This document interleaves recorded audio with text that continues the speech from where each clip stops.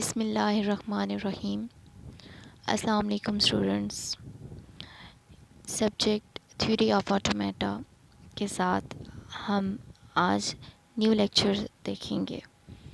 New lecture start करने से पहले मैं आपसे डिस्कस करूंगी कि हमने प्रीवियसली क्या पढ़ा था। प्रीवियस लेक्चर्स में हमने pumping lemma non regular languages start करने के बाद पंपिंग लैमा की टेक्निक को डिस्कस किया था। पंपिंग लैमा में हमने देखा था कि ये एक ऐसी टेक्निक होती है जिसमें हम सबसे पहले तो एक लैंग्वेज को XYZ के कॉन्टेक्स्ट में लिखते हैं। उसके बाद हम वाई को पुश करते हैं और हम ये चीज़ आइडेंटिफाई करते हैं, क्लैरिफाई करते हैं कि क्या वो लैंग्वेज जो हमने ली है वो रेगुलर है कि नहीं है। ठीक हो गया। इससे मुराद ये कि एक पंपिंग लैमा एक ऐसी टेक्निक थी कि जिसके थ्रू हमें ये चीज़ समझ आती है, हम ये चीज़ क्लियर कर सकते हैं कि क्या गिवन लैंग्वेज हमारे पास रेगुलर है या नॉन रेगुलर लैंग्वेज है। उसके बाद हमने पंपिंग लैमा के ही वर्जन 2 को डिस्कस किया। पंपिंग लैमा वर्जन 2 की ज़रूरत हमें पड़ी क्यों थी? क्योंकि पंपिंग लैमा में हमने जब एक एग्ज़ाम्पल ली थी पैलिंड्रोम की, तो हम चूँकि ऑलरेडी जानते हैं कि पैलिंड्रोम एक नॉन रेगुलर लैंग्वेज है, लेकिन जब हमने उसे पंपिंग लैमा की टेक्निक से स्टार्ट किया तो हमें पता चला कि ये तो रेगुलर लैंग्वेज शो कर रहा है पैलिंड्रोम को, जो कि गलत था। इस वजह से इस चीज़ को मॉडिफाई करने के लिए, क्लैरिफाई करने के लिए, इस प्रॉब्लम की सॉल्यूशन के लिए हमने पंपिंग लैमा को का वर्जन 2 पढ़ा।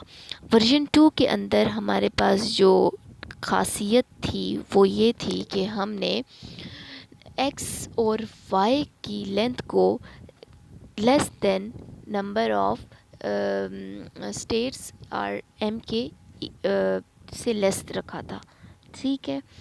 अब ये अगर किसी भी स्टूडेंट को इन लेक्चर्स में किसी किस्म की डिफ़िकल्टी है तो वो वीडियो लेक्चर्स को दोबारा से पढ़े और उनको अंडरस्टैंड करे। और हम चलते हैं अब अपने न्यू लेक्चर की तरफ। न्यू लेक्चर में का जो हमारा टॉपिक है आज का, इसमें हम एक थ्योरम को डिस्कस करेंगे, जो थ्योरम भी एक ऐसा थ्योरम है कि जिसके थ्रू हम किसी भी लैंग्वेज को आइडेंटिफाई कर सकते हैं कि क्या ये लैंग्वेज हमारे पास रेगुलर है या नॉन रेगुलर लैंग्वेज है। सो थ्योरम हमारे पास है कि गिवन अ लैंग्वेज एल, आपके पास एक लैंग्वेज है जिसे आप कह रहे हैं लेट्स से एल, और एल के अंदर 2 स्ट्रिंग्स हैं, एक्स और वाई स्ट्रिंग्स हैं। ठीक है। अब if for all possible string G, अगर अब आपके पास एक जी है, all possible string G either X जी।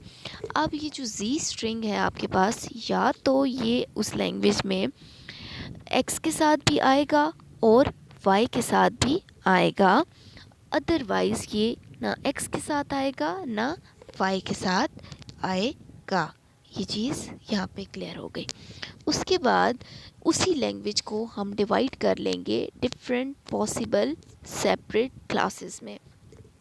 क्लासेस से मुराद ये कि एक्स और वाई और ये जो जी वाला है, इसके हिसाब से कि हम एक दफ़ा इसको जी को दोनों स्ट्रिंग्स के साथ लिखेंगे और एक दफ़ा हम दोनों जी के साथ इसको नल कर देंगे। Is that clear? अब अगर जो हमारे पास क्लासेस बनी है, ठीक है, वो फाइनाइट है, तो इट मीन्स कि ये जो गिवन लैंग्वेज एल है हमारे पास, ये रेगुलर होगी। अदरवाइज़ वो अगर फाइनाइट क्लासेस नहीं है तो मतलब ये कि हमारे पास ये जो गिवन लैंग्वेज है ये नॉन रेगुलर लैंग्वेज है। इस चीज़ को फर्दर अंडरस्टैंड करने के लिए हम आगे बढ़ते हैं अपने एक एग्ज़ाम्पल की तरफ, जिससे हमें ये चीज़ ज़्यादा क्लियर हो जाएगी। एग्ज़ाम्पल देखें। Let us consider a language of all words that ends with an A. एक लैंग्वेज है, ठीक हो गया, वो all words that ends with A. वो लैंग्वेज एक ऐसी लैंग्वेज है कि जिसमें तमाम वर्ड्स एंड हो रहे हैं ए से, ए पर। अब आपने इस लैंग्वेज को एक थ्योरम के अकॉर्डिंग स्टार्ट करना है। मिसाल के तौर पर थ्योरम में ये है कि हम क्या कह लेते हैं, हम ये कह लेते हैं कि let z is equals to A. अब हमने अपने थ्योरम में क्या पढ़ा था कि ये जो ए है ये बाकी के स्ट्रिंग्स x के साथ भी आएगा और y के साथ भी आएगा, या फिर ये क्या करेगा, x के साथ भी नहीं आएगा और y के साथ भी नहीं आएगा, बल्कि z की जगह क्या आएगा, नल आएगा। तो नल मीन्स ये मतलब कि null string, so z is equals to null. ये दो कंडीशंस बन गई। अब जब हमारे पास ये कंडीशंस बन गई तो अब हम क्या करते हैं, इनसे के क्लासेस बना लेते हैं। पहली क्लास हमने, क्लासेस बनाने से पहले हम देख लेते हैं कि हम इससे एक लैंग्वेज, इस लैंग्वेज की मदद से हम एक रेगुलर एक्सप्रेशन सिंपल सा बना लेते हैं, like a plus B into whole asterisk into A. अब ये देखें, ये एक ऐसी लैंग्वेज आ रही है कि जिसमें एंड पर ए आ रहा है, मतलब कि z इज़ इक्वल्स टू ए आ रहा है, एक्स जी और वाई जी वाली कंडीशन सेटिस्फाई हो रही है। All strings that ends in a a final state. ठीक हो गया। अब ये जो पहले वाला केस बना है, ये पहले वाली जो क्लास बनी है, इसमें देखें, इसमें आपके पास ए भी आ रहा है, ठीक है, ए भी आ रहा है, मतलब कि हर स्ट्रिंग के बाद ए आ रहा है। और ये जो दूसरी क्लास है, इसमें हमने देखा है कि ऑल स्ट्रिंग्स दैट डोंट, जिसमें ए नहीं आ रहा, ठीक है, ज़रूरी नहीं है। अब इसमें अगर हम स्ट्रिंग्स बनाएं तो हम क्या स्ट्रिंग्स बनाएंगे, हम स्ट्रिंग्स बनाएंगे हम स्ट्रिंग्स बनाते हैं A plus B whole asterisk into A, ठीक है।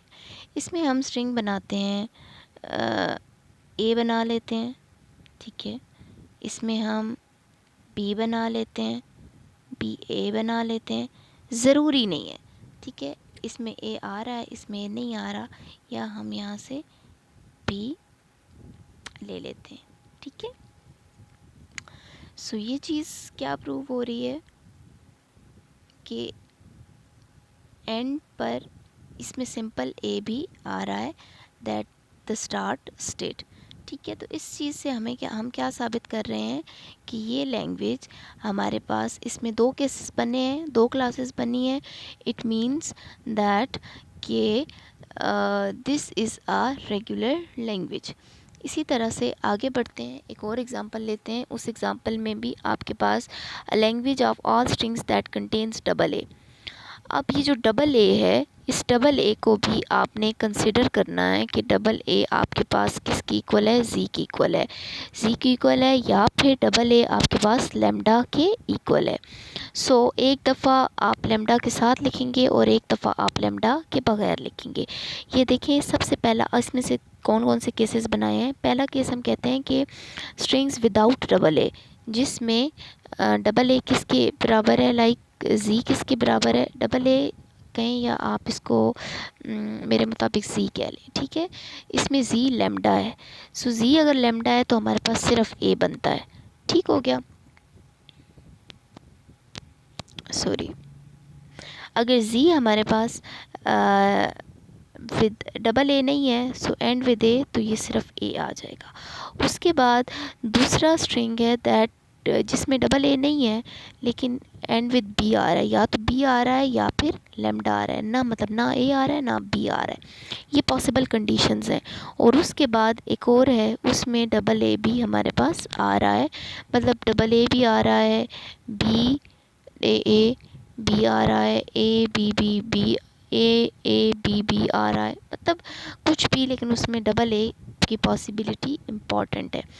सो ये इस लैंग्वेज से हमारे पास language of all strings that contain with B, इस लैंग्वेज से हमारे पास सिर्फ यही 3 केसेस बन रहे थे। सो हमने क्या कहा, that this language is a regular language. क्यों लैंग्वेज कहा है, क्योंकि हमने इसमें सिर्फ 3 केसेस बन रहे थे और इन तीनों केसेस को हम काउंट कर सकते हैं, they are finite, so that's why we can say that this language is a regular language. Meanwhile, come to the next example. That example is a language of even. अब language of even में हमारे पास 4 states create हो जाती हैं, ठीक है, मतलब states बनी है। देखें, इवन अब आपके पास दो वर्ड्स हैं, ए और बी, ठीक है। अब ए और बी में ए भी इवन है और बी भी इवन है, ठीक है, एक ही स्टेट है, मतलब इसकी और कोई क्लास बन ही नहीं रही, ये एक ही क्लास है, C1। Number A B B, A number of edge भी ए है, इवन है, और नंबर ऑफ बीज भी इवन है। दूसरा क्या है आपके पास, even A odd B, even A odd B, odd A even B, ठीक है, और ऑड। अब हमें ऑड भी नहीं चाहिए, ठीक है, क्योंकि हमारा लैंग्वेज क्या है, इवन। अगर नंबर ऑफ़ एज इवन है तो नंबर ऑफ़ बीज भी इवन है, सो वो तो एक ही कंडीशन है। लिहाजा हम क्या कहेंगे, या तो इवन है या तो नहीं है।